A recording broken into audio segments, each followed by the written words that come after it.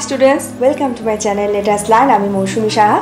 आगे भिडियोते आमी गणतंत्र अर्थ प्रकृति संज्ञा एवं प्रकारभेद निये आलोचना करेछिलाम। आजके गणतंत्रेर सपक्षे जुक्ति एवं विपक्षे जुक्ति, गणतंत्रेर साफल्य एवं गणतंत्रेर भविष्यत निये आलोचना करब। चलो आलोचना शुरू करा जाक। गणतंत्रेर पक्षे जुक्ति। गणतांत्रिक शासन व्यवस्थार पक्षे एवं विपक्षे किछु जुक्ति देखानो हयेछे। जेमन एर समर्थने बला हयेछे এই ব্যবস্থায় জনগণ যেহেতু নির্বাচনের মাধ্যমে সরকার গঠন করে, তাই এখানে বৈধ সরকারের উপস্থিতি লক্ষ্য করা যায়। সরকার এখানে জনগণের কাছে জবাবদিহি করতে বাধ্য। এরপর বলা হয়েছে একনায়কতান্ত্রিক শাসন ব্যবস্থার চেয়ে এই ব্যবস্থা গ্রহণযোগ্য। গণতান্ত্রিক শাসন ব্যবস্থায় উন্নত মর্যাদা ও স্বাধীনতা গ্রহণ প্রক্রিয়া লক্ষ্য করা যায়। রাজনৈতিক সমতার উপর ভিত্তি করে তৈরি হবার কারণে সকল ব্যক্তির একই মর্যাদা স্বীকৃত হয়। এটি ব্যক্তির মর্যাদা ও স্বাধীনতাকে উৎসাহিত করে। এছাড়া গণতান্ত্রিক শাসন ব্যবস্থায় সিদ্ধান্ত গ্রহণ প্রক্রিয়ায় মানুষের মতামত প্রকাশের স্বাধীনতা লক্ষ্য করা সম্ভব, যার ফলে সর্বসম্মত উন্নত সিদ্ধান্ত গ্রহণ করা হয়। এই ব্যবস্থা সামাজিক সংঘাত ও দ্বন্দ্বকে এড়িয়ে যায় এবং শান্তিপূর্ণভাবে বিরোধ মীমাংসার জন্য আলাপ আলোচনার উপর জোর দেয়। গণতন্ত্র নিজের ভুল সংশোধন করার সুযোগ দেয়। জনসাধারণের আলোচনা এবং সমালোচনার জন্য একটি জায়গা বিদ্যমান, যা সরকারকে ত্রুটি শনাক্ত করতে এবং সংশোধন করতে সাহায্য করে। এবার গণতন্ত্রের বিপক্ষে যে যুক্তিগুলি রয়েছে সেগুলি আলোচনা করে দিচ্ছি। রাজনৈতিক প্রতিযোগিতা। রাজনৈতিক প্রতিযোগিতা ও ক্ষমতার লড়াইয়ের কারণে জাতীয় স্বার্থের চেয়ে নির্বাচনের জয়কে বেশি অগ্রাধিকার দেওয়া হয়েছে। নেতৃত্বে ঘন ঘন পরিবর্তন। নির্বাচনের কারণে গণতান্ত্রিক শাসন ব্যবস্থায় রাজনৈতিক নেতারা পরিবর্তনশীল থাকেন, তাই সরকারি নীতি নির্ধারণের ক্ষেত্রে ঘন ঘন পরিবর্তন আসতে পারে, যা অস্থিরতার কারণ হয়ে দাঁড়ায়। আমলাতন্ত্র।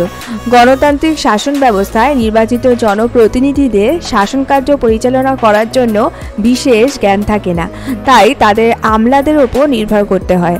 আমলাদের ওপর নির্ভরশীলতার কারণে অনেক সময় জনস্বার্থ উপেক্ষিত হয় এবং শাসনের দক্ষতাও বাধাপ্রাপ্ত হয়। জনসাধারণের কাছে আবেদন।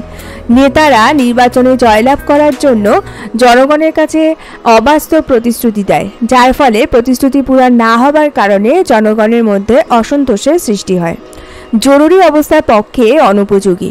এই ধরনের শাসন ব্যবস্থায় আলাপ আলোচনার মাধ্যমে প্রতিটি বিষয়ে সিদ্ধান্ত গৃহীত হয় বলে যুদ্ধ, বহিরাক্রমণ, অভ্যন্তরীণ গোলযোগ প্রভৃতি জরুরি অবস্থার পক্ষে বিশেষভাবে অনুপযোগী। পুঁজিবাদের প্রশ্রয়দাতা।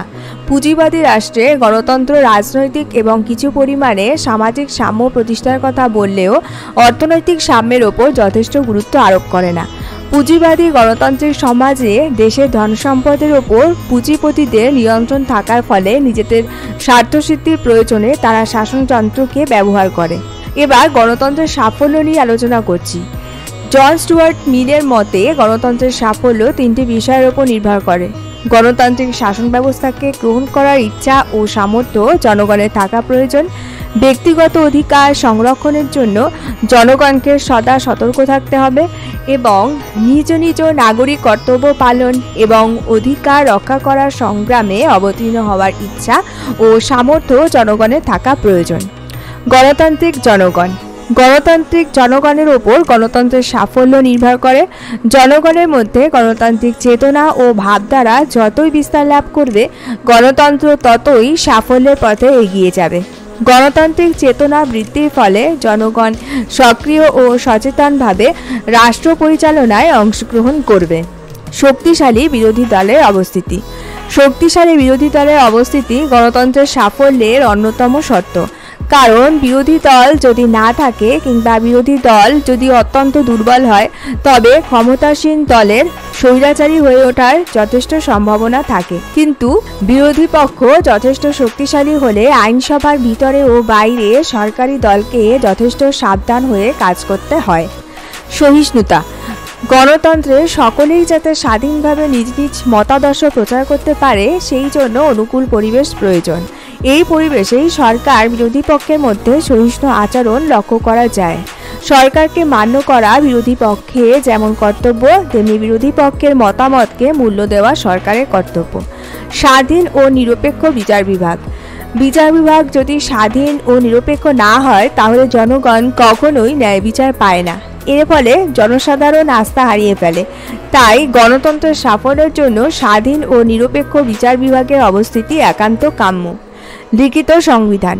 সংবিধান লিখিত হলে সাধারণ মানুষ নিজেদের অধিকার ও কর্তব্য সম্পর্কে সচেতন থাকে, ফলে সরকার স্বৈরাচারী হতে পারে না। ক্ষমতা বিকেন্দ্রীকরণ। ক্ষমতা বিকেন্দ্রীকরণ হলে জনগণ স্থানীয় স্বায়ত্তশাসনমূলক প্রতিষ্ঠানগুলি পরিচালনায় সক্রিয়ভাবে অংশগ্রহণ করতে পারে, ফলে তাদের রাজনৈতিক জ্ঞান বৃদ্ধি পায়। এর প্রসঙ্গে লর্ড ব্রাইস বলেছেন, গণতন্ত্রের ভিত্তি সুদৃঢ় করার জন্য স্থানীয় স্বায়ত্তশাসন একান্ত প্রয়োজন। অর্থনৈতিক সাম্য। যে সমাজে অর্থনৈতিক ক্ষেত্রে অসাম্য বৈষম্য বজায় থাকে, দেশের সম্পদ পুঁজিপতিদের নিয়ন্ত্রণে থাকে, সেখানে মানুষ কখনোই সুস্থ গণতান্ত্রিক জীবনযাপন করতে পারে না। তাই ল্যাস্কি মন্তব্য করেছেন যে সমাজতন্ত্র প্রতিষ্ঠা ছাড়া গণতন্ত্র পরিপূর্ণতা লাভ করতে পারে না। গণতন্ত্রের ভবিষ্যৎ।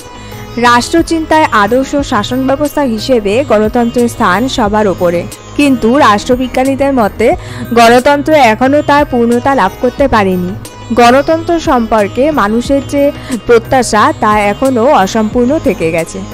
অর্থনৈতিক সাম্য প্রতিষ্ঠিত না হওয়ায় গণতান্ত্রিক ব্যবস্থায় প্রচলিত রাজনৈতিক ও সামাজিক সাম্য অর্থহীন হয়ে পড়েছে। রাষ্ট্রীয় সম্পদ এখানে মুষ্টিমেয় ধনী ব্যক্তির হাতে ন্যস্ত থাকে। এর ফলে সাধারণ মানুষের গণতান্ত্রিক অধিকার ক্ষুণ্ণ হচ্ছে। তবে গণতন্ত্রের বিকল্প কি হতে পারে? অনেকে বলেন যে গণতন্ত্রের প্রতি বিশ্বাস হারানো মানেই জনগণের প্রতি বিশ্বাস হারানো একই। বার্নসের মতে গণতান্ত্রিক শাসন ব্যবস্থার ত্রুটি অস্বীকার করা যাবে না, একথা সত্যি। এই কারণে আজও গণতন্ত্রের বিকল্প গণতন্ত্রই। নয়া উদারনৈতিক গণতান্ত্রিক আন্দোলন গণতান্ত্রিক ধ্যানধারণাকে নতুনভাবে প্রবাহিত করেছে। বর্তমানে বিশ্বের বিভিন্ন রাষ্ট্রে রাষ্ট্রীয় কাজকর্মে জনগণের সক্রিয় অংশগ্রহণ বৃদ্ধি পেয়েছে। গণতান্ত্রিক অধিকার সংরক্ষণে নাগরিক সচেতনতা অধিকতর মাত্রায় বৃদ্ধি পাচ্ছে। এছাড়া উন্নত গণতান্ত্রিক দেশগুলির সমস্যা এবং উন্নয়নশীল গণতান্ত্রিক দেশগুলির সমস্যা এক নয়। বিশ্বের প্রাচীনতম গণতান্ত্রিক দেশ মার্কিন যুক্তরাষ্ট্রের সঙ্গে বিশ্বের বৃহত্তম গণতান্ত্রিক দেশ ভারতবর্ষের গণতান্ত্রিক পরিবেশকে এই কারণে মেলানো যায় না। দারিদ্র্য, অশিক্ষা, অস্বাস্থ্য, লিঙ্গ বৈষম্য, কুসংস্কার, দুর্নীতি ইত্যাদি কারণে তৃতীয় বিশ্বের উন্নয়নশীল দুনিয়ায় গণতান্ত্রিক দেশগুলি এখনও গণতন্ত্রের সুফল অর্জন করতে পারেনি। বিশ্বায়ন ও উদার অর্থনীতির প্রচলনের ফলে ভারতবর্ষের মতো গণতান্ত্রিক দেশে আর্থিক সচ্ছলতা এখনও মুষ্টিমেয় অভিজাত শ্রেণীর হাতেই রয়েছে। তবে ন্যায্য দাবি আদায়ের ক্ষেত্রে গণ আন্দোলনের মাধ্যমে সরকারের দৃষ্টি আকর্ষণ করতে হলে গণতান্ত্রিক পরিবেশই সবচেয়ে উপযুক্ত।